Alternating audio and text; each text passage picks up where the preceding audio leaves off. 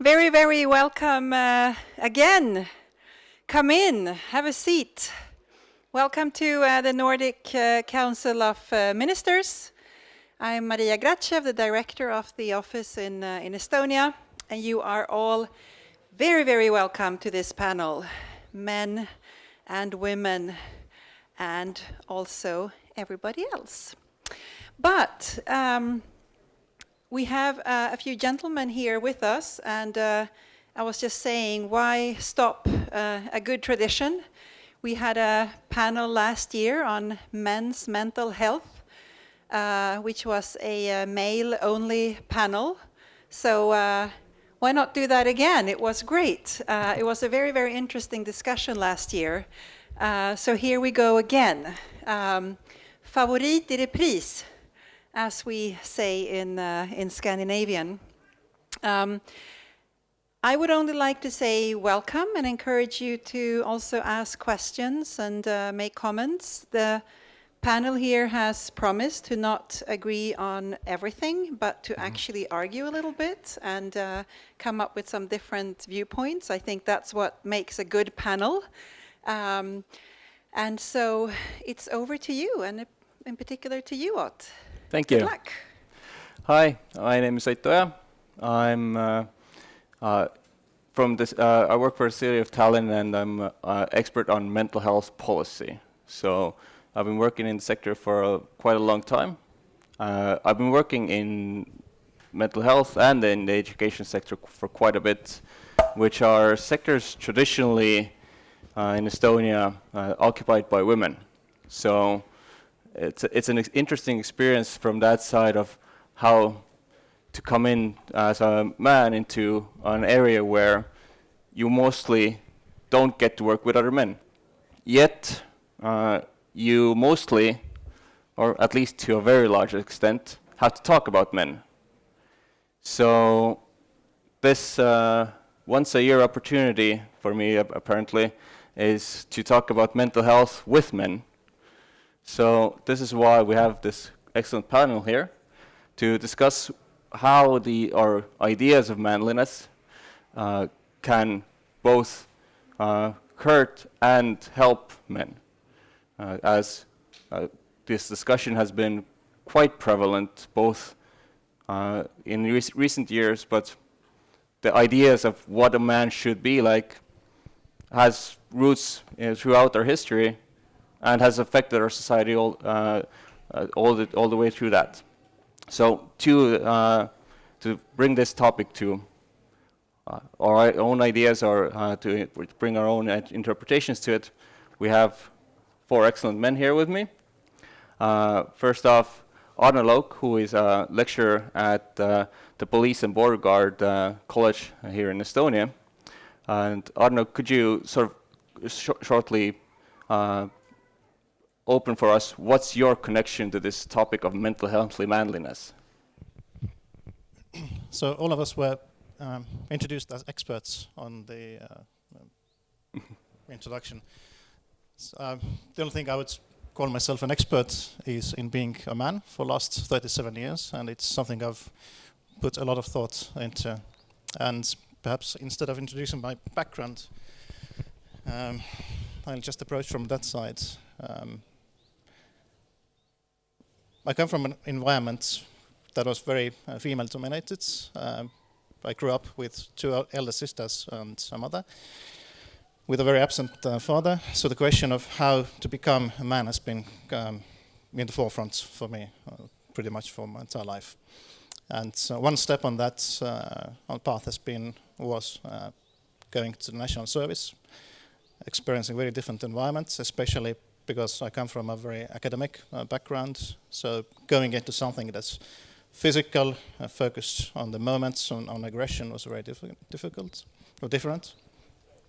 And well, can't really say if I became a man there, but the next step was to see if police is any different, which was also a challenge to see if I can actually manage it. The image I had built in my own mind was of this very aggressive, stoic, strong environment. I just wanted to see how I would manage.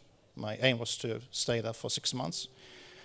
It's been 9 years now, and for some reason I've been invited to teach other police officers, so I think my approach to manliness has been somewhat different, but it has a place in those environments as well.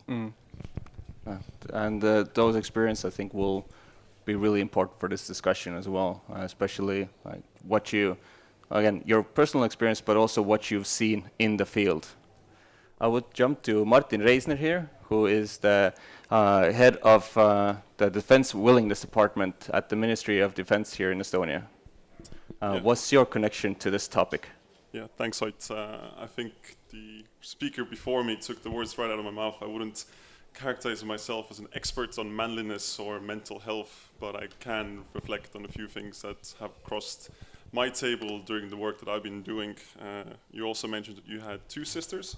Well, I had 4 sisters, still have 4 sisters, grew up in a household, in a very female-dominated household without a strong male figure, I would say, at that point.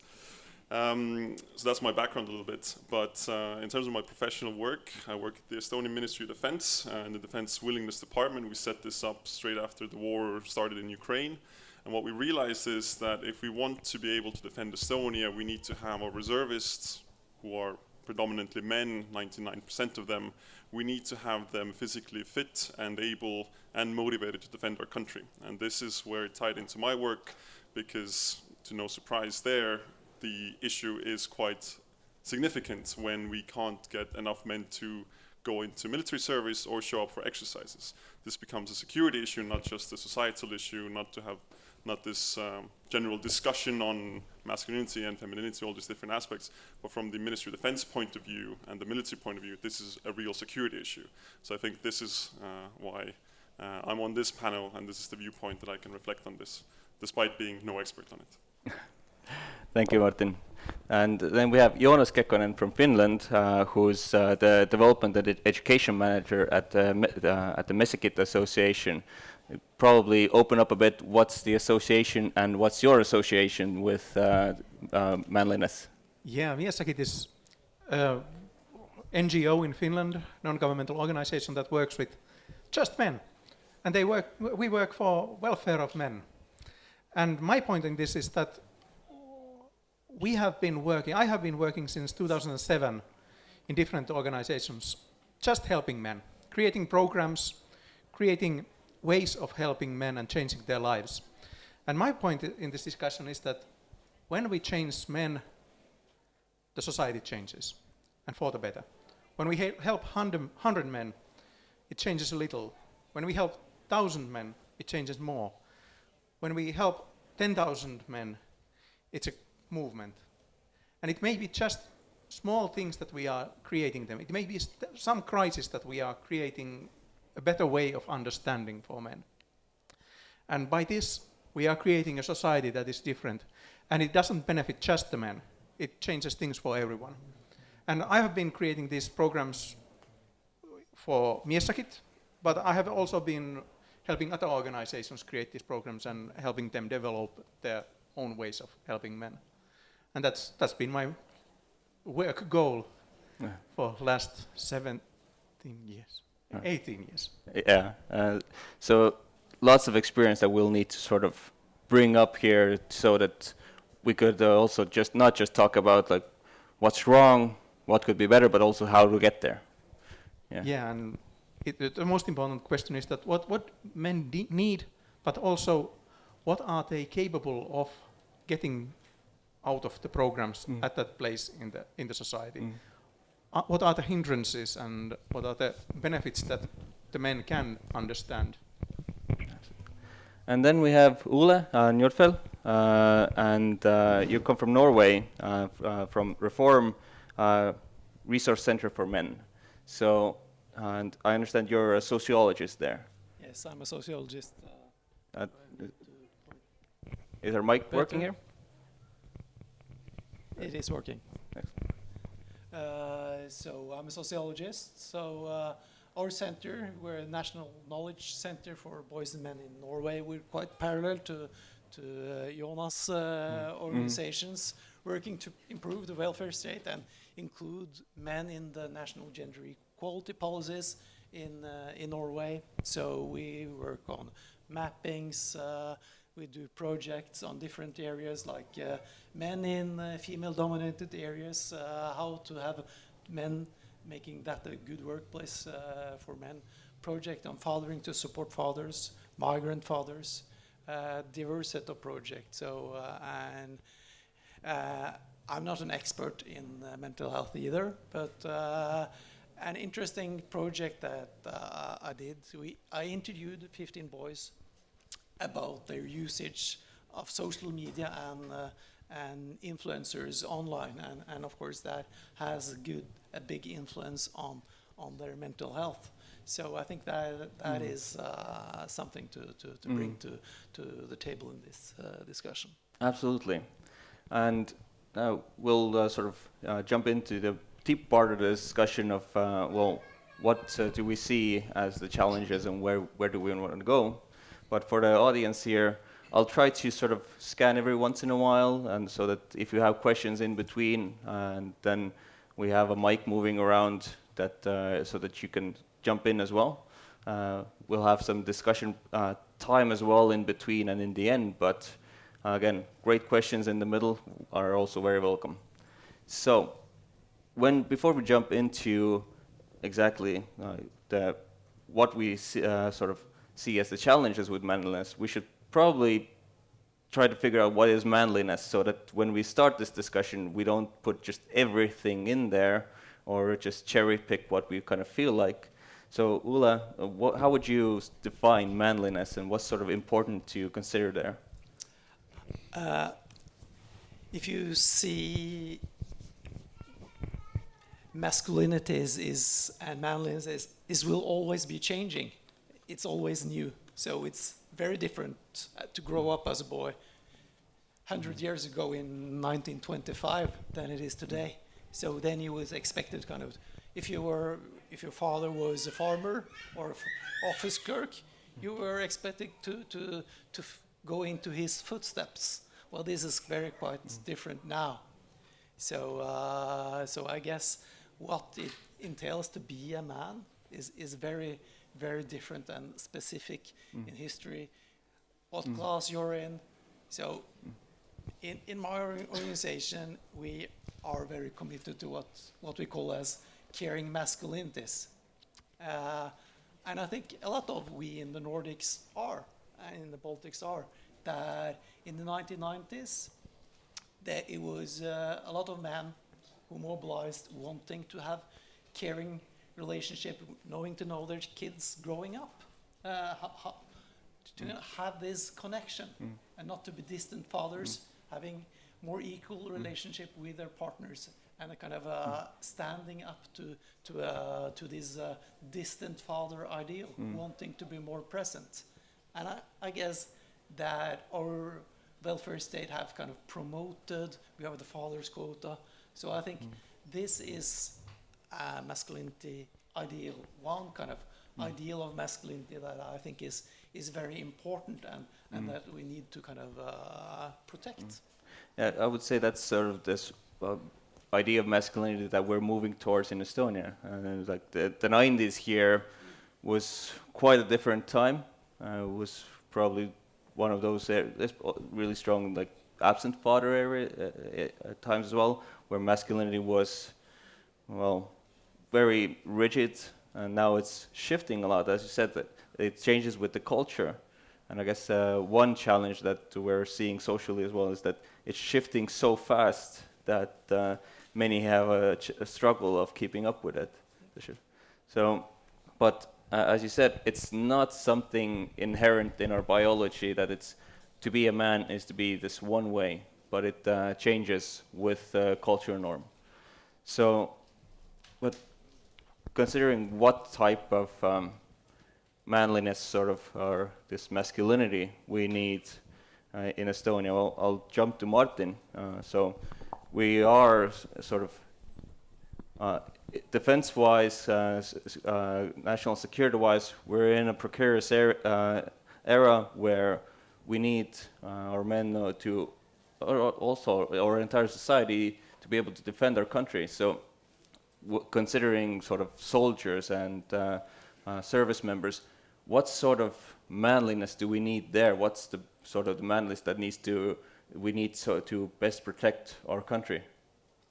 Yeah, thanks. And I forgot to say thank you in the first place for organizing this panel. Again, I think it's very relevant to have these discussions. I forgot to say this in the beginning because I was a little bit too nervous, being vulnerable here, which is probably something that is not very traditional for men. But coming back to your question, I think the very short answer that we need from the military perspective, from a pure military needs perspective, we need men who are fit, physically fit, and mentally capable, competent, and strong enough to defend our countries. This is not only a military necessity by itself, it's a whole of society necessity. I mean, we need our national security to be strong, to continue living in this values-based system that we like to be living in. So this is the very short answer. So physical fitness is probably the number one, or the two words that you'll be hearing out of my mouth for a few times, so you can already anticipate what I will be saying at different points. But in our view, or the military viewpoint, the physical fitness is sort of the foundation. If you have physical fitness, this equates later on to mental resilience and the ability to, let's put it into, perhaps not so mild terms, suffer through the sufferings in the military service. If you're physically fit, it's easier for you to carry your ruck, it's easier for you to be in the cold and be generally mentally more resilient. So physical fitness, mental resilience, but if we go look at deeper qualities that we look for in the military, and specifically, resilience is one, physical fitness is the other, but you also need courage to fulfill the duties that have been set upon you. You need to have a sense of duty or purpose, which is a key aspect. This is the aspect that I've been working on a lot, is defense willingness, that you actually feel connected to the society at large, you want to protect it, but not society at large by itself, also the comrades next to you. So there is an element of compassion that you need to have for the person next to you, that you want to care for them, protect them, and make sure that you fulfill your duties to make sure that the partner next to you survives. And obviously, a part of that, this is perhaps not for all men in the military, but you need to have some sorts of leadership qualities as well. So these are things that we look for in the defense forces, and these are perhaps very in tune with the more traditional values or the traditional masculinity sides. But obviously, if you go into more kind of modern terms, if you look at veterans or soldiers who've served on the front fields, if you look at experience from different countries, you also need the same soldiers, men and women likely, to be open and ready to seek help and admit that they need some help, so that they don't isolate themselves into their own selves when they feel that they are facing pressures that they cannot survive themselves, so that they don't later turn into substance abuse, suicides, or any other PTSD-related issues. So, okay, one thing I think we'll need to touch on throughout this conversation will definitely be just this question of seeking help. I want to ask about this sort of building this mental resilience. So, if we want men to be physically fit, we physically know what they have to do. We physically know what they have to eat, what sort of exercise routine they need to be in. How do you build that mental resilience and mental capacity? I think this is $1 million question that if I had the answer to, you wouldn't be asking this question. But I think from the military side, and we kind of talked about, you take Estonian national conscription, it's a model where 19-year-old boys effectively go from high school into a military environment, which is perhaps you would even characterize hyper masculine, and you put them into a new environment where they are more independent than they perhaps were used to. You put them into situations which are stressful by design, and you want it to be stressful. But you also want them to be able to manage that stress. You want them to be able to be aggressive on demand, not only when you really need it to, but you need them to kind of be able to mitigate that aggression. And I think a lot of these qualities that we try to give them, the current methodology that we have to use in the military is through different experiences. So I'll just give you a quick example of my own experience. We did a 100-kilometer ruck march, which means carrying a heavy backpack, and we walked 100 kilometers in 33 hours through rain, mud, wind, all these different things, through different obstacles. And this was an experience you never experience, being in school or doing different things. Some extreme sports activities might resemble it, but it's one of those areas where you start to find out what it really feels to be physically so exhausted that you cannot go on, that the moment you sit down you fall asleep, but you have to carry on for something, and that something can be the simple thing as just achieving your rank or finishing something. So having that purpose inside. So I think the military answer to that question is put the people into the different situations, help guide them through it. If they do struggle, it's not a situation where we force people to do things. If they cannot do it, you can always quit. You're not penalized for giving up on certain things, but giving them the experience and allowing them to learn more about themselves through that experience. Going into sort of education and psychology is sort of the way we do build resilience is in many ways similar, that we sort of have this increasing challenge, increasing level of stress, so that not to overwhelm, but always to push a bit further. So in that sense, very similar. And another key point that I think for our future reference is what you brought in is sort of this well-managed aggression, which is when we talk about defense and war, then I guess that is really something that's part of it. So going to less well-managed aggression, not you, not you personally, but your experiences as a police officer. And honestly, like the first time you and me met was quite a few years ago, when I approached you after a speech you gave, where something really rang true to me, where you said that the Estonian society is way too tolerant on domestic violence, on child abuse, and going forward deeper and darker. I want to hear from your experience. Sort of, as a police officer, you work with people when they are at their worst. What sort of, and oftentimes, again, they're men. Not always, but oftentimes. So what's the kind of picture of manliness that you kind of gather from there? What does that look like? Paint us a picture. So I mostly worked as a patrol officer, so working response, and usually when the police arrives, the situation is just ended, so it's like dealing with the aftermath. And I would say that the main reaction we get, especially because police work has a strong parallels with what my colleague had just described, we come in as this representatives of the state, or this strong individuals, or an image of authority that is about to take control, and that's what we are meant to do, and that's what we usually do. And the natural response to that is fear, pretty much from everyone, which is fear of the consequences, fear of being found out, and that really masks everything else that is going on in the undercurrent, but that's what we really have to manage. And my experience going into policing, I had no idea how I'd be able to deal with that. The first thing my father asked me when I said I was joining the police was to ask if I can fight, which kind of mirrored my own opinion that of what I'm expected to do is to manage aggression with aggression. I'm kind of allergic to sports. I've never been really good at them, and so I leaned on what I'm naturally good at, which was basically just engaging with people. And somehow I managed to spend 8 years in active service without using my pepper spray, hardly ever using physical force. It was just about noticing the emotion that the person had and just allowing it to dissipate. And usually that was fair. It was all about understanding what they're thinking in the situation, why they're afraid of the police, why they don't want to talk to you.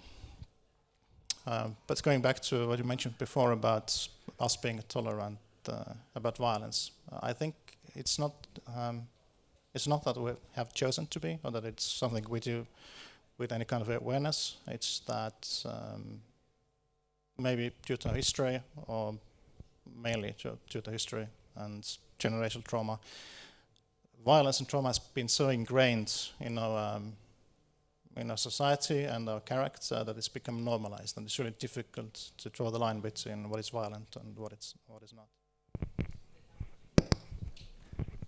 That's actually a really important point of the.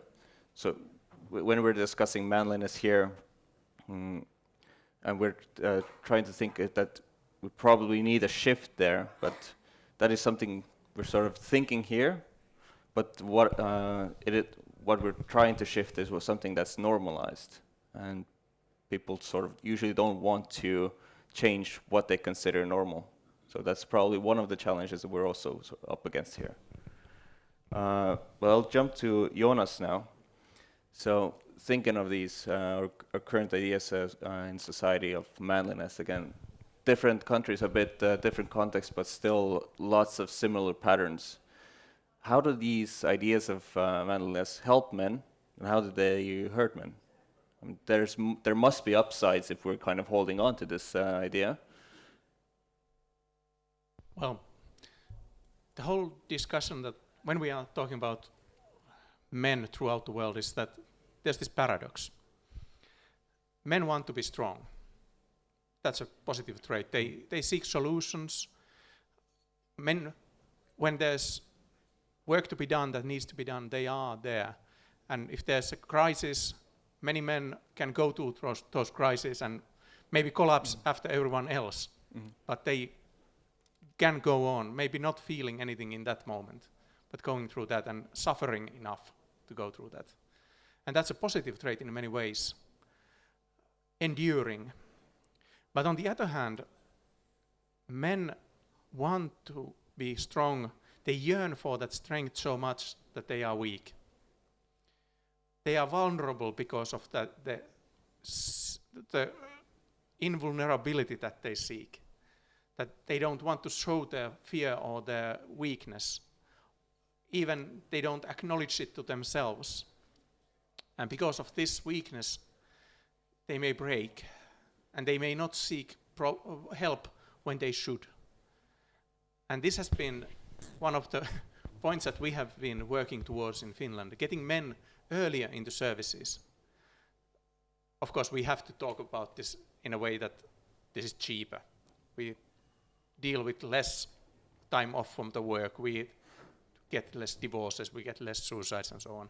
But for men, just getting there earlier is actually something that makes them on average much more strong and much more resilient in their lives.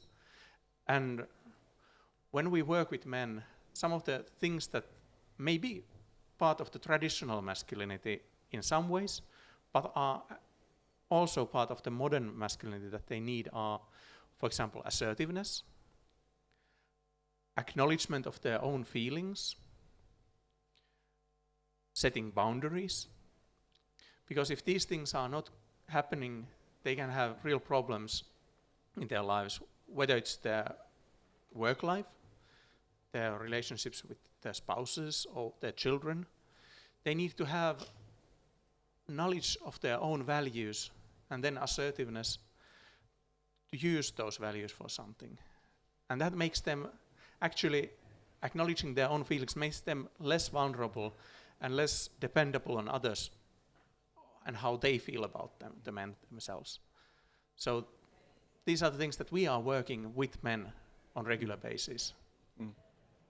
So it's sort of, again, someone coming from education sector, I'm sort of jumping into this area of where this desire to be invulnerable is basically a desire to never make a mistake, never screw up, never fall down. And when we're constantly obsessed with doing that, we leave no room for ourselves to experiment, to try something new, to grow. Yeah, and when you lose that, for example, when we are talking with kids or young men, they need to have that playfulness and ability to fail and fail and fail again until they succeed. You can't strive higher and higher in knowledge or skills unless you are ready to fail. Same with relationships. Of course we make mistakes, but then we have to correct our ways of thinking, ways of conducting ourselves, and of course we have to acknowledge those mistakes to others. Martin, that's actually something that you brought up as well, that sort of this willingness to say that I can't do this, or I can't do this yet. How do you cultivate that, or what does that bring to our military service? Yeah, absolutely. I think in this audience, I think there's men older than me who've done their service before I've done it, and I'm an active member of the Estonian Defence League, so perhaps what I'm presenting in my views as this good middle ground and all of these things, or the picture I paint, might not be something that everybody has experienced who's done their service, and I think that's definitely the case. But if we look at the newer kind of refined military training that we do now in the Estonian Defence Forces or in the Defence League, the whole idea behind the military training is that we get to train in peacetime. We're not like Ukrainians where we have to train on the go. We have the luxury to invest our time into it and actually fail in our trainings. And one of the things when I was doing my junior sergeant's course to become a leader of a 10-man unit, what was stressed to us is that this is the opportunity for you to fail. And we want you to fail as many times as possible, but we need to take all the things, the reasons why you failed, and later do a back brief on them and have this discussion. And if I take, for example, our own military training, it's not a situation where they say, here's an objective X, go perform action Y, and then we'll finish it, go home, not discuss it. Every discussion you have, or every military operation or training exercise you do, you always have a back brief. So you actually have that discussion on what we failed, what we've learned about it. Do we want to go again? What should we be doing differently to perfect this situation? Because the consequences of our actions in the military domain is literally nothing more or less than life or death. Every operation that we do on a military basis is to force aggression upon somebody else and make sure that we survive and we succeed in our tasks. And this is a serious issue, and we need to be sure that we're able to do this effectively. So failing in the military is something that is not frowned upon. Obviously, there are certain criteria. You shouldn't be failing all the time. But the idea that you can successfully fail in the military is something that is welcome, that is one of the training routine and methodologies that we use. So for the other panelists here, so this approach towards failure or openness to failure, is that something that you also see as a key part, or is there something that we're still missing here when we consider the effects of our current ideas of manliness? So there are different kind of threats to men's mental health originating from more traditional forms of masculinity. I think that this failure to fail and this kind of ideal of stoic masculinity that is very popular now, not to share stress, is of course an important thing. Another issue is the ideal that some have to control others and to control their partners, and of course that is also very stressful and negative for your mental health. So I think that is also in this box, and it taps into what Arno mentioned about violence in close relationships. It is exactly about wanting to control others is often part of that. So, but kind of going back in our discussion, I just want to say that many of the ideals that Martin mentioned I think you also look in women, that these are kind of good ideals that we look for in women and female youth. So I think it's not just ideals that we kind of hold up high for boys and men, but in a sense, many women are more successful in this kind of masculinities than men are. So and I think that is kind of a good thing in this discussion, that you can also have something called female masculinities. So and that is not necessarily a bad thing. Yeah, and what you brought in as well was coming to this control and domestic violence part. Socially, we've had this standard of the man being the protector of the family, and yet, if we look in the Estonian statistics especially, we see that, well, protecting from who? Because usually the man of the family is the most dangerous person to the family members. So is this also part of this control, or how did we get to that point where the goal is to protect the family, but being the biggest danger to the family in so many cases? I think I have a very simplistic answer to that. It's just result of historic development. It's not protecting family as individuals, but protecting family as your Family unit. Lineage or something. something you own, possessions, basically. Okay, yeah.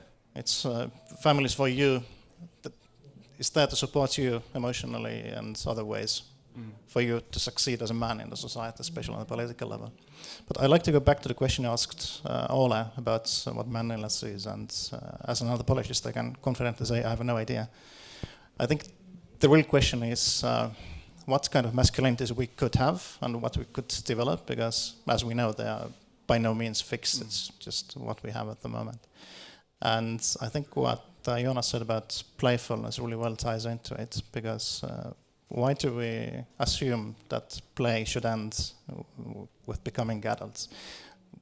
We should have this basis, for us as well, to explore what being a man means, or not, perhaps not even from the perspective of gender identity, but as us as individuals who define ourselves as men and who act in these ways.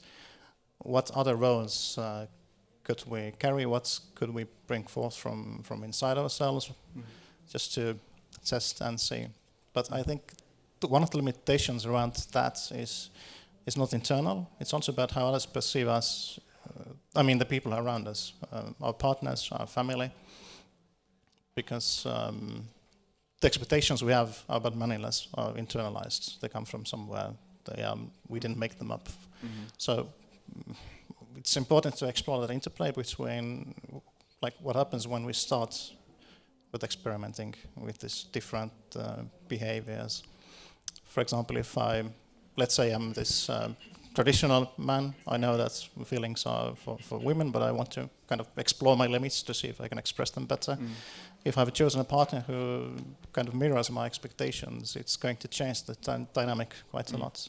How would my partner accept me becoming more feminine, for example, if that's what she describes it as, or open about my feelings, or what happens if I cry in front of them? How would that change their idea of who I am as a partner, for example? And if that kind of space really is safe for me to express different aspects of my identity or personality. So the people we surround ourselves with can keep sort of up this idea that, or this identity that we built. So it's sort of also makes it more difficult to come out of that sort of cycle. Yeah, in my professional work, I've consciously played with this dynamic. I've been advocating mental health issues in the police, about domestic violence within the police, as well as how we respond to it. And the reactions I've got, the usual question is, if you're gay, why are you kind of messing with these feminine issues? And I personally feel there's very a distinct distance between me and the general idea of the police system, where they kind of they kind of listen, they kind of go along, but I'm still different. A bit too strange to be like 100% this average police officer. So it's always about finding kind of a balance between experimenting or expressing yourself and seeing the response you get, so that it won't be blocking whatever you're trying to do. And this sort of brings us to sort of side that, as you talked about your experience as a patrol officer, that you managed to solve these conflicts usually that you would be involved or sort of had to react to. You could solve them without violence, which... Well, I'm not going to say that it's the only way or the right way, because you never know. But it's a tool in your toolbox. It's a tool, definitely. Yeah. And for a fact, men start using physical force a lot easier than female officers in a lot of situations. But it's also part of training as well, because we train them in self-defense, in these techniques, and that's what they use. If you don't train police officers to be more engaging, more emotionally open, they want to do it. It's not a skill the high school students want to come to study to become police. They bring you with them. So if this sort of ability to manage this reaction of people you encounter and to solve conflicts, sometimes through just conversations, why doesn't the police force use it more active? Why isn't it something in everyone's tool belt? I don't think there's one answer to it. Well, part of it is they do what we train them to do. There's also the societal expectation of police to be strong and assertive. And it works the other way around as well, especially with career criminals. If they are always measuring you, how you talk to them, how they can get under your skin, how they can manipulate your emotions. And if they sense this vulnerability or openness, that's where they will latch themselves onto, and then they are in control of the situation. Mm-hmm. So it's all sort of a self-reinforcing cycle as well. Yeah, definitely. I mean, if we want to change that, it has to be very conscious. Mm-hmm. But also, again, in the academy, our task is to train recruits to become police officers. The aim is not to mold them as individuals. We're working with the material we get. And it's usually 19, 20-year-olds that join up, and can't really say that the emotional management skills or interpersonal skills are very high level. So, Martin, I was in the defense service 15 years ago. That 15 years ago, the system was designed to break us mentally, so that we would follow command, and it was basically within 8 months I learned to completely shut out my brain and do what I was told. I understand things are different now, so is change possible, and how do you do it? Yeah, absolutely. I mean, if you did your military service 15 years ago, I feel a little bit sorry. Having heard the stories from those periods. I mean, as Ola said in the beginning, that these views on masculinity and how we approach this topic change with culture and context. And the military by itself is a representation of our society, and obviously, perhaps the military is definitely one of the organizations that is perhaps the slowest to change. But I can confidently say that when I went to the military service 6 years ago, things were already visibly different, and when we look at it today, then it's even more different. I mean, the whole idea that we will break an individual's individuality, destroy their character, and achieve our aims through just having them follow their orders and shutting out their brain, that's a very old traditionalist view that was present in the Estonian Defense Forces. I will not put my head on the stake and say that these views are not there currently today, but looking at the new teaching methods and the approaches that we've had in the last few years, the switch has been a little bit to the different side, that we've been moving in the direction that we are giving as much individuality as possible, allowing soldiers to go out on weekends, not exerting stress on them, which in turn is putting this, if the pendulum swings the other way to the other extreme, you have a situation where they are unable to manage stress. So there is this, easiest thing to ever to say on a panel, there is this golden mean of everything, right? There's this right balance that we need to strike. But I think we are moving in the direction that the methods that were used 15 years ago to break your individuality have now changed. Now we're trying to see where is this balance between having sufficiently individuality, because you need this on a military environment. We don't need soldiers who only obey your orders to the dot and fulfill their duties and then lose their ability to think independently.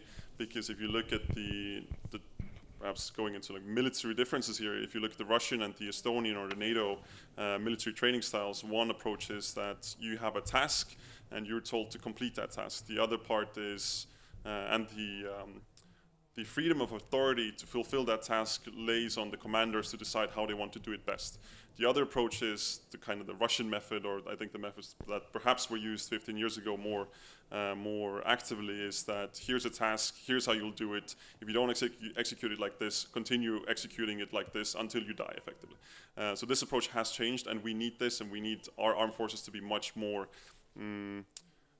self-independent and able to anticipate different situations which you cannot plan for in advance.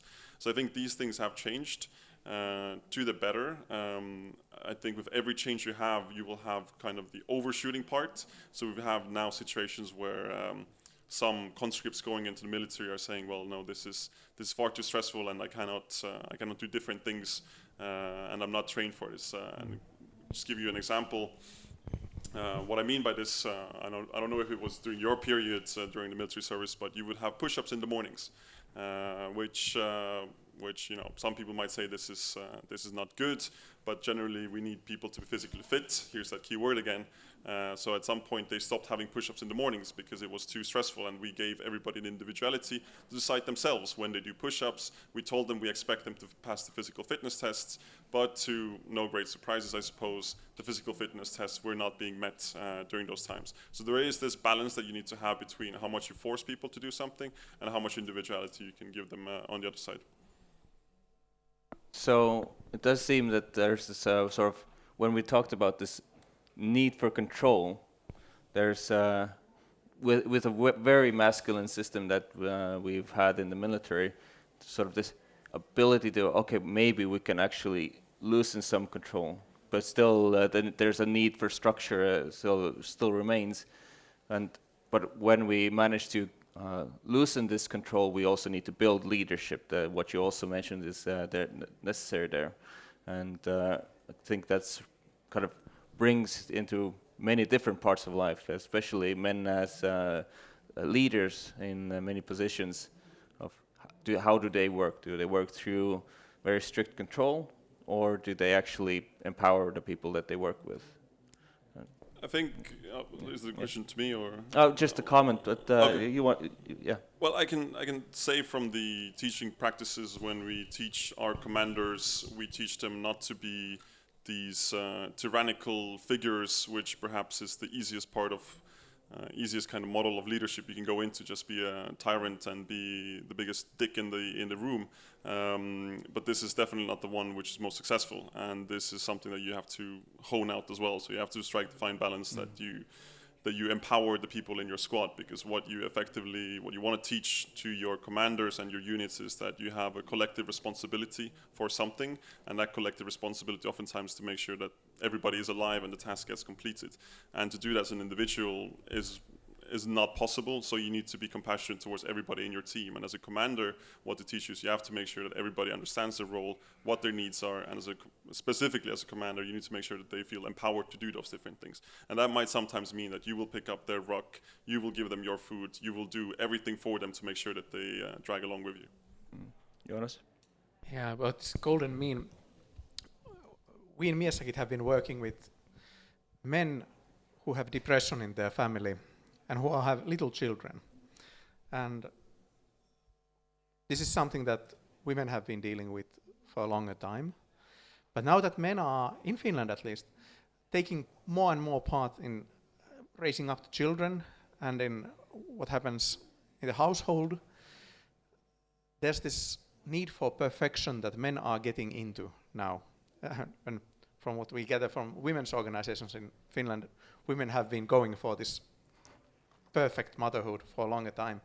But that's extremely harsh on themselves, and it brings stress and it brings depression when they are failing all the time. The men who come to us are saying that I'm no good as father, and yet when we begin to discuss things, they are just failing in some things, and they are concentrating on those failures, and they are arguing about little things with their spouses, and they are, both the spouse and they are trying to gain control and have things done in their ways. Of course, adults sometimes can find a way to get this going. But if you are trying to get especially multiple small children to do things your way all the time, you are going to fail spectacularly. Because raising children it's failing all the time, and it's something that you need to acknowledge that I am not going to feel good about myself all the time, and I'm going to be aggravated by my own children, who I love so much. But those are feelings that men are not prepared for, and their spouses are not prepared for, and at the same time, giving that control away to the other spouse, and just saying that, yeah, I'm going to go to work. If they have eaten and the house hasn't burned down, this is a successful day. It's hard, because that's not perfect. That's setting the really low bar, but it's something that we try to get men to do. And when they do that, their mental health gets better and their relationships get better. But it's this golden mean. You have to have some kind of control on your life, and you have to create structure, especially for the children, maybe even for adults. But at the same time, you can't create a perfect ordnung there. It just doesn't happen, and it's a hindrance for your own health if you try to get that going. So we're shifting from being this perfect, invulnerable man, enduring man, into, well, no, my idea of manliness is changing. I want to be a good father, but actually what I mean is I want to be a perfect father all the time, and setting ourselves up for another impossible task. Yeah, but being a good father isn't being perfect father. It's being healthy father who's there when you are needed, and at some point in children's lives, it's letting go when they need others in their lives. And that's a hard thing too. Yeah. So I want to ask the audience actually now. We've discussed how these different approaches to manliness affect men, affect our society, where it might stem from, what are some potential ways forward, but what do you think, what should manliness look like? What do we see when we see this mentally healthy man? What sort of behaviors? Raise your hand and our microphone will come to you. And I'm expecting to see some hands in a second now. Yes, we got the first start here, but we also have a next arm there in the back.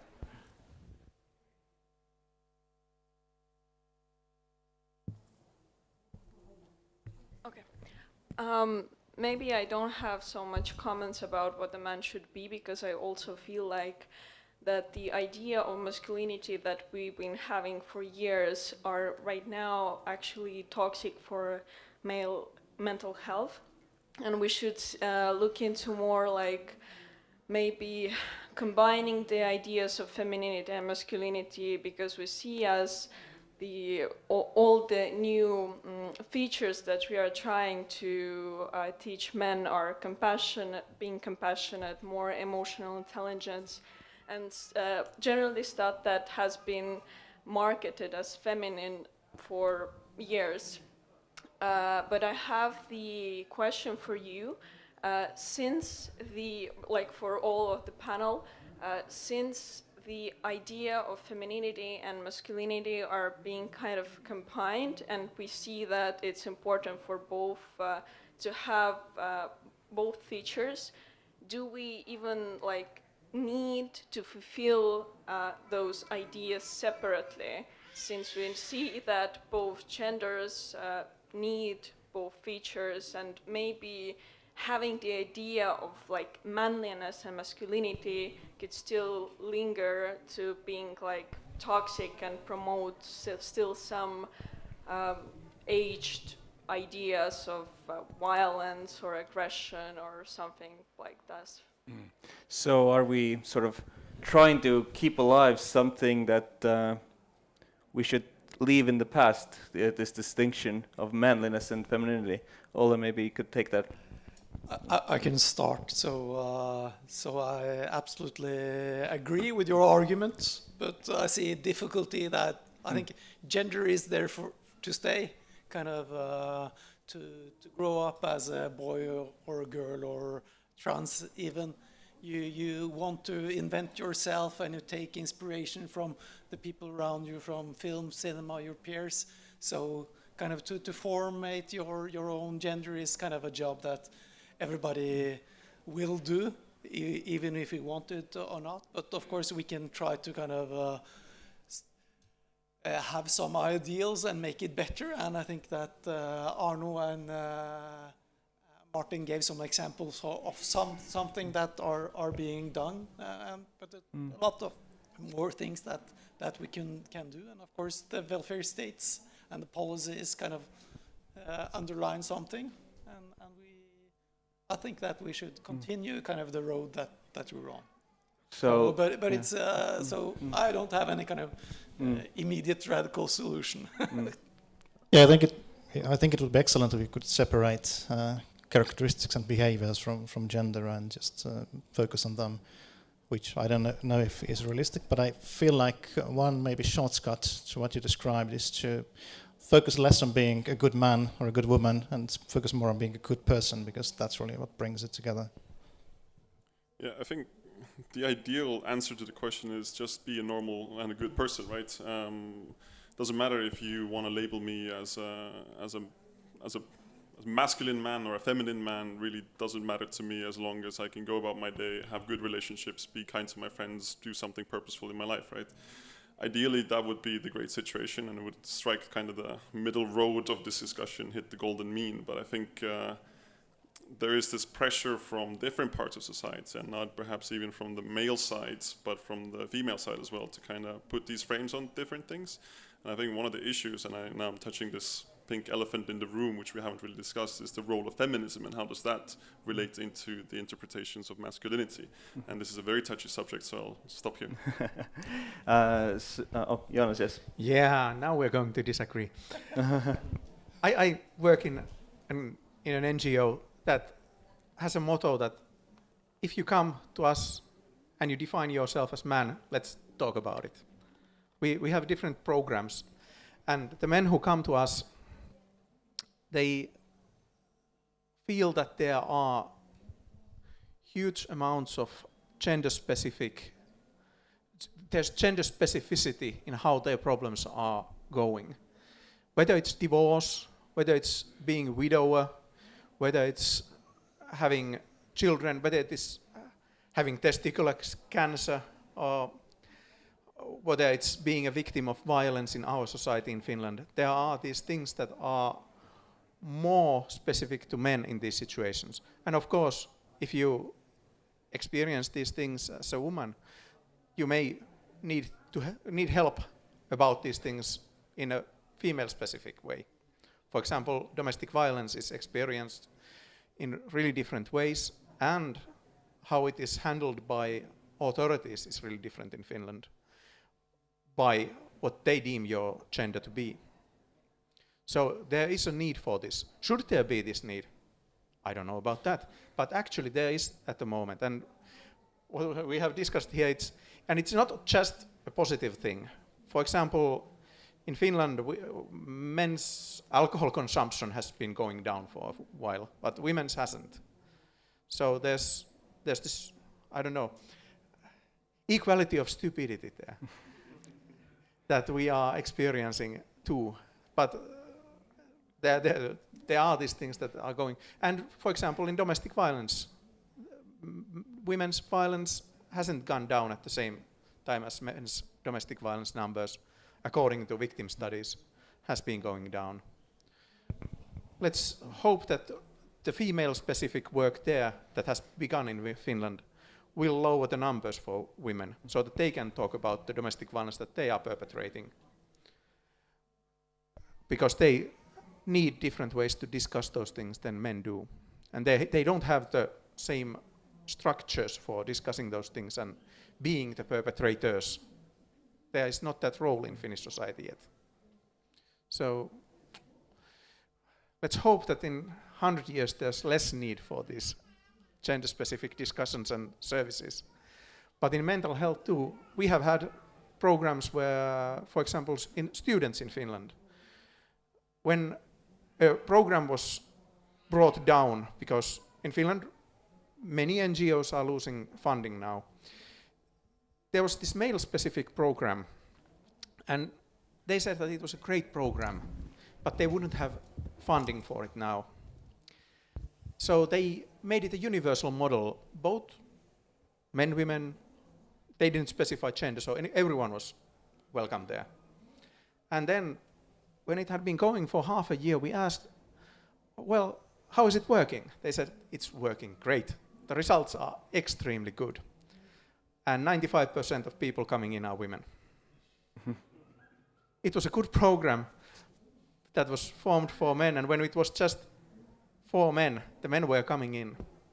But after it was created as universal program, the men couldn't approach it. So there is still need for venues for men to seek help in a male-specific way, unfortunately. But we have to deal with realities when we are creating services. We just can't go with ideals. But that's our experience in Finland. Hopefully it isn't as harsh elsewhere. Exactly the same experiences in Norway, that health services are predominantly used by women. So Yes, and as we discussed here last year, when we look at the health of Estonians, then the men's and women's health profile is very different. Estonian women's health profile looks very similar to Nordic women. Estonian men's health profile are very similar to Eastern European men. So maybe not Mars and Venus, but Norway and Belarus definitely. So practical differences definitely exist, but absolutely there's sort of seems to be a convergence, but when and if these will actually converge is a huge question in itself. Discussion for next year, I think. So we have another question from there, and then we definitely have one there in the back as well, or two there in the back.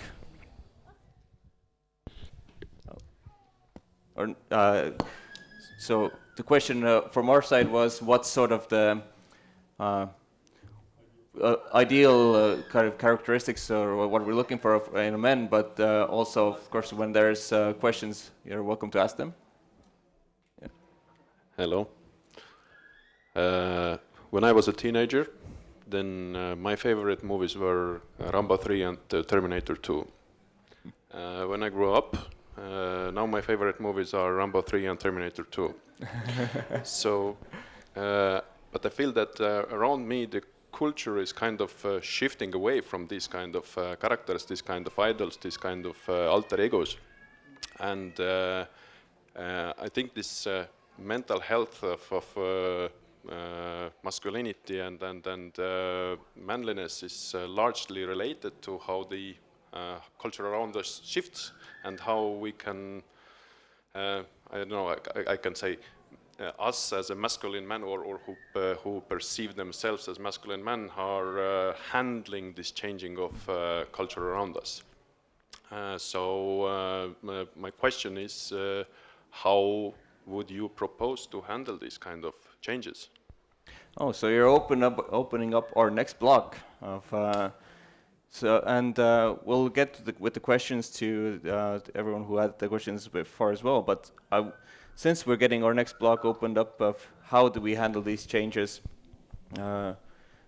so if there is a shift, and there does seem to be a shift, but in how we consider what we expect of men socially, and yeah, I think the simple answer is that men need support and help in that, including in understanding their own reactions, their own feelings, their own impulses, which for some reason we aren't really emotionally literate, especially in guys our age.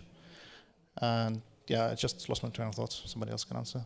Yeah, and there's a point here as well we're considering mental health, when we look at especially youth mental health, if we look at the depression stats, also in Estonia but everywhere, it seems that the mental health of girls is in a much worse state than the mental health of boys and men. Depression rates, anxiety rates are much higher, at least in self-reports by girls. But if we start considering that maybe mental health issues don't always show themselves when we ask them, how are you feeling? Again, this vocabulary that we use or how we manage to express our feelings. But when we look at these externalized problems, so sort of simply put, the worst cases of mental health issues for girls are dealt with by psychiatrists. The worst cases of mental health issues with boys are dealt by the police. So we are sort of, there's another difference here that we see, but when these ideas, or when we try to move past this, what are our steps? How do we make men, how do we allow men to make their mistakes in life? How do we give them the opportunity to seek help? I recently read an article on the development of hegemonic masculinity, which explored how much influence do father and son relationships have, how much influence do mother and son, and how that compares to pair relations. And the general answer was that all the family systems give you this baseline. Our identities, our behavior isn't fixed, it changes all the time. And the older we get, the more our peer groups are the ones which really influence what direction we're going in. And especially for adolescent boys, there was a strong correlation between lack of peer support and moving towards these hegemonic values. So kind of moving into this space of self-protection from openness, vulnerability, being seen, and masking yourself with this outwards directed aggression. I believe the only way to actually create any kind of, well, first of all, understanding of a need for change, and then to push it forward is just by example of portraying this other ways of being and relating and sharing personal stories, which is incredibly difficult. Even being in this panel in front of people I've never seen before and making myself vulnerable is really, really challenging. So I can't imagine doing this on a national level, but I guess we really don't, because where we have most impact is in our own relationships, whether they are personal or professional. And I guess it's something I've been trying to do in my work environment as well, especially with officer cadets. I'm trying to embody this image of someone who walks this line between being assertive and strong, but also knowing if I am tired, if I'm not feeling confident in the situation. And by expressing that to others, I give them, I allow them to acknowledge those feelings themselves. Jonas, could you pick up from here? Yeah, well, I'm thinking about a thing that men don't want us to say these words, and we don't use them ever when they are there. But men need safe spaces. They want to have a venue where they can discuss these things without the shame, or even watch Commando and Rambo 2 and discuss them, so that they know that this was just bullshit, but I love it. And the influences that men have, sometimes they need to discuss them with men of different genders. Individuals of different genders, so that they can see how those things were viewed by women in their time. And sometimes they need to see how those things are seen by younger men. Actually, my hope is, in many cases, it's in younger men. Because when young men change and begin to say to older men that really wasn't cool and that was demeaning, and you are making a fool of yourself, then older men are sort of maybe arguing with them, but still taking it to their hearts. So these discussions amongst men and getting influenced by younger men is really important, and it works well because, again, there's no shame in that, as much at least. We have discussion groups for men. They might be on various topics. They might be retirement groups, they might be literary circles where men of different generations really see various pieces of art really differently. And that's a treasure for the men who are participating. There might be sauna groups where men go there. And when men get to open up in these situations, they can show vulnerability that is not available in other places.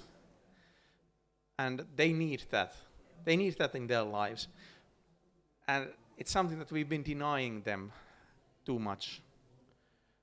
And many times they say outright that they can't have that openness because they are afraid in their relationships. How would my spouse react if I showed these feelings in my relationship? They may need other men to mirror how they are taking things in. They don't have that self-confidence. So they need those men. And I'm not saying that they don't need women. But again, this is my experience. This is something that they really lack. Mm-hmm.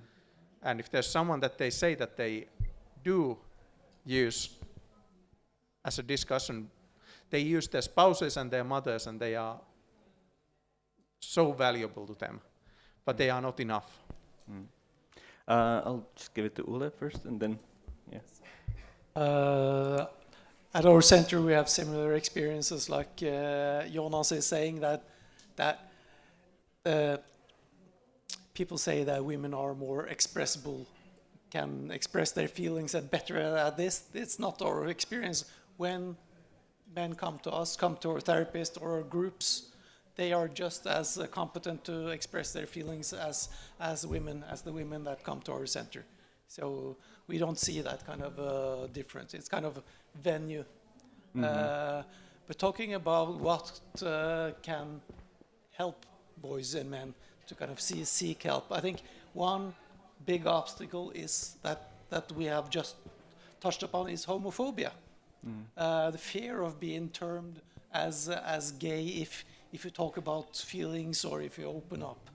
So, and I think that institutions like Arno mentioned that it could be a case in the police. And I think institutions like police and militaries should work against this, kind of to work against it, to openness for sexual rights. I think that is an important issue.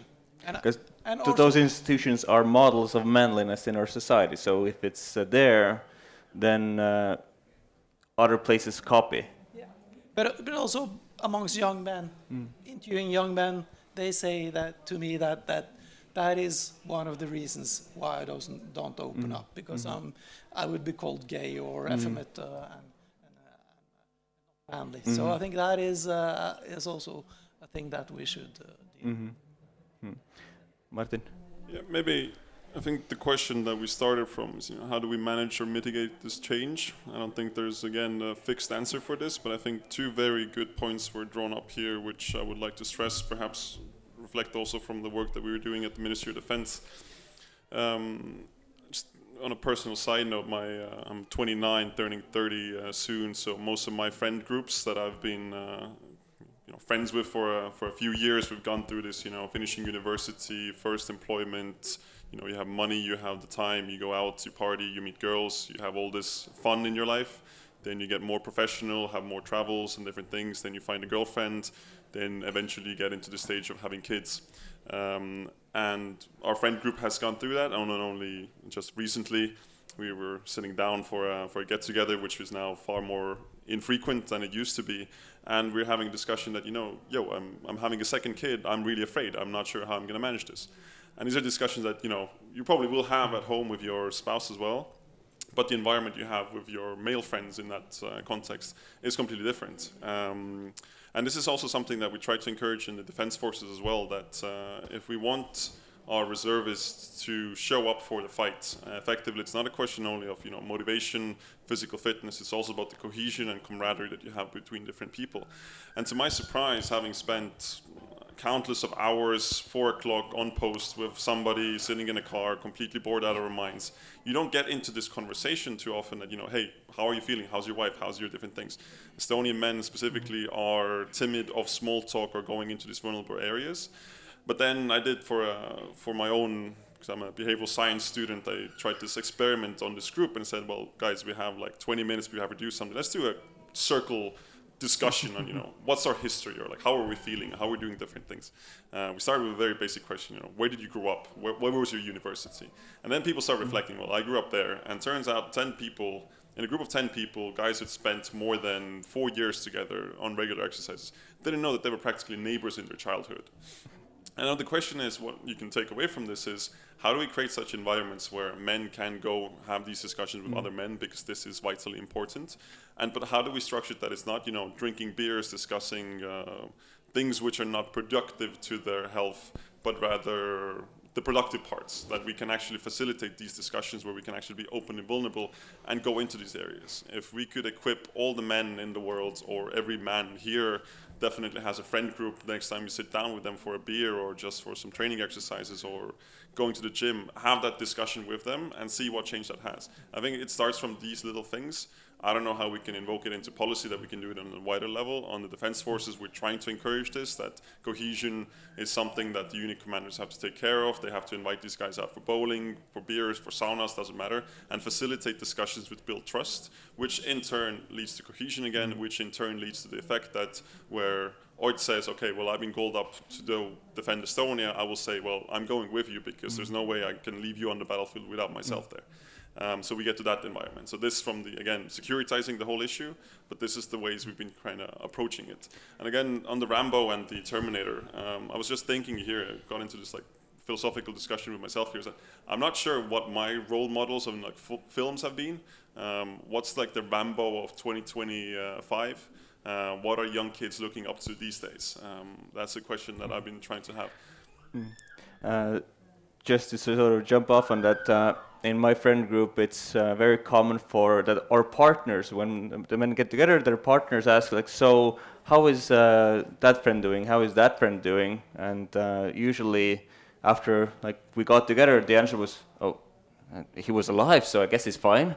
So now we, quite at the beginning of our meetup, we have this round of like, all right, we need to report back to our partners afterwards. So how is everyone doing? And of course that gets discussions going. And oh, you're planning to buy a house. I wouldn't have expected. What's your everything going from there? So men do need sort of a bit of a push and maybe a little bit of structure to help them get started on these conversations. But these are important. Now we have another question or comment from that side. Yes. Yes, hello. I am a teacher in a all-boys high school in London, and I was wondering, what do you think schools can do to create this culture of healthy manliness that we've been talking about today?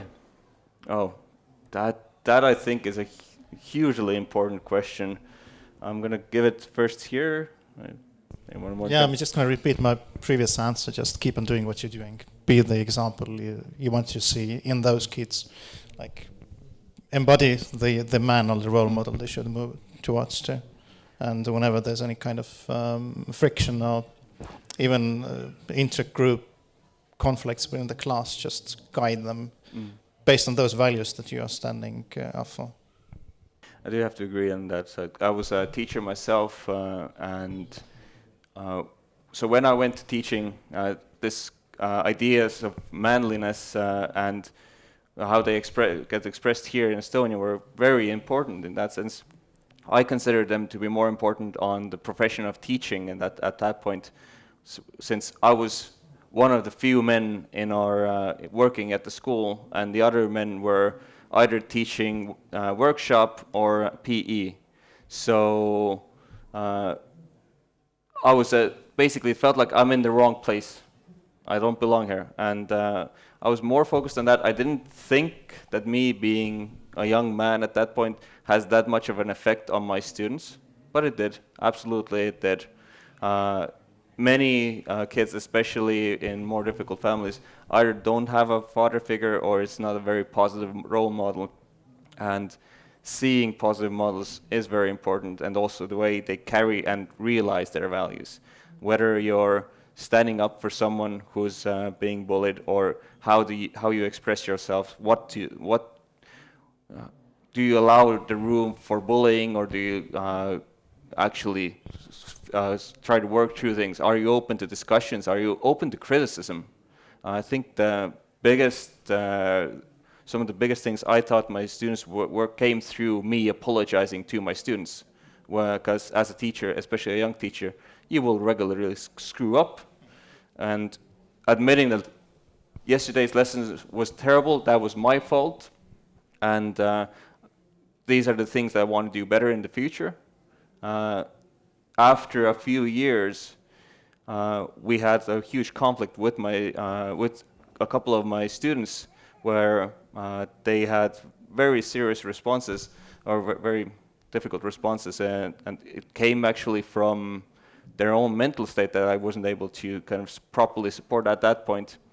But I saw that sort of admitting your mistakes and trying to mitigate them, or like trying to solve them afterwards, how that came back through my students. Things that I did for 2 years would come through there in their behavior. So it is very much through role models, but it's also sort of building those skills and the teacher's ability to create that space where sharing can happen. Yeah, and no pressure there, but the role models are extremely important. And then there are parts of the education that can be very beneficial to boys, even if they are not specific to them. For example, teaching the basic friendship skills at such an early age is something that they will bring to their relationships with their friends, to their workplaces, to their romantic relationships. So it's something that they will benefit from. And something that I have seen being hugely successful is that if there are neuroatypical young guys there, their specialties are acknowledged and worked around. So that if there is a situation where Timo raises his hand and says, I just can't stand still, you give them permission to do 20 push-ups. And if there's someone that just can't listen to the most interesting lecture from their place and they have to hide somewhere to listen to it with all intensity, then where's the harm in that? If that's what they need, well, and in that situation, when the teacher is okay with that and doesn't ridicule it, it's hugely important. And they are looking for, the boys especially, what the male teachers are aggravated by and hurt by. When someone says, you're gay, and the children see that the teacher isn't wounded by that, not even shaken by it, it's just going nowhere with the teacher, then maybe that isn't such a bad thing to be. So there's this testing that is going on with boys, and they will do it whether the teachers are male or female, and it will be stupid, and there will be humor there that is something that wily teachers can use, but teachers who just say that this isn't all right and you can't say those things, then it's something that isn't beneficial, although it is something that the boys do all the time. So that's a skill that should be taught to teachers everywhere, using the humor to give lessons. It's just when you said like no pressure there, but actually that is that you have to make mistakes. If you don't make mistakes, you can't show them how you are learning from them. And so, and that's when we come back to fatherhood as well. If you're trying to always be perfect, you won't be able to show them how to pick yourself up, how to keep your head high and admit your mistakes and not be any less because of it.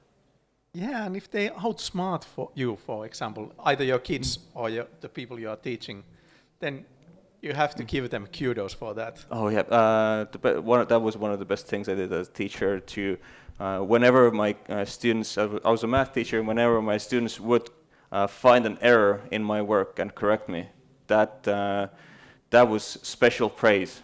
That wasn't me trying to hide it or trying to convince them otherwise. It was like, yeah, you found something like a mistake in my work, and I'm gonna praise you for it because that's valuable.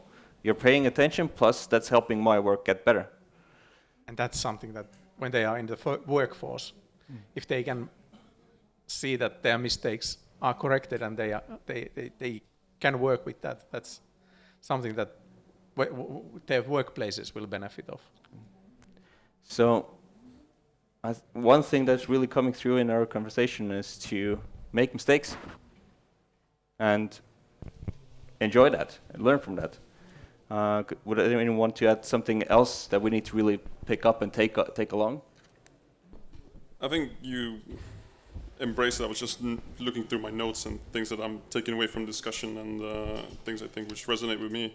I mean, I do represent the military part of this, so I think physical fitness, whatever our definition in the future is going to be of masculinity or toxic masculinity, positive masculinity, whatever it is, let's make sure that one part of it is physical fitness, that our young people and our men and women are physically fit. This is vital for so many different aspects, not only because of the security issue. I think embracing failure is one thing that you already covered. And I think, finally, I think something to take away is the environment for vulnerability. Just thinking that, when I go back home, I want to have a discussion with my spouse, my friends, and ask them what are the things that build pressure on you. And perhaps I would encourage everybody to go home, have that discussion with their partners in this trustful environment, which is open to vulnerabilities, and ask what pressures do you feel currently that is being placed upon you, and have that discussion, see how that goes, and go from there, and encourage others to do the same. And when Martin in the beginning was talking about how in the military you're building resilience, and mostly sort of physical resilience, and of course mental as well, in tackling bigger physical challenges, these emotional spaces are also sort of built gradually. That you don't go from 0 to 100 immediately. You build there. And when you're talking about physical fitness, one of the main reasons people give up on exercise or sort of on sports is because they turn competitive all the time. And in competitions, there can only be one winner. And if you're always there in the back, that's the demotivator. So it's also about allowing yourselves, like this is sort of setting what your goal. If your goal is to be the best, then in most cases you will have to give up eventually. But if your goal is to keep moving, then that you can retain longer, and that is again a space for mistakes and development. Ola? I think one important thing that we have illustrated very well in our talk is that there is something to protect the nation, the family, and as you mentioned, Martin, to connect with your peers. And I think if you're in the workforce, you need to have a work-life balance, and that is what is to become resilient, you need to have a balance between your family or your private life or your work, not everything in one box. So through our stories, I think we illustrated this important and to kind of balance the work at home, to make it possible for women to enter the workforce as well. I think this illustrates that is good. To have a work-life balance and to have something to protect is good for men's mental health. Right, thank you. And thank you all for joining me here. It was a really interesting conversation, at least for me. I hope everyone else enjoyed it as well. And probably we'll have some discussions afterwards here as well. But thank you all for coming, and enjoy the rest of the discussions here.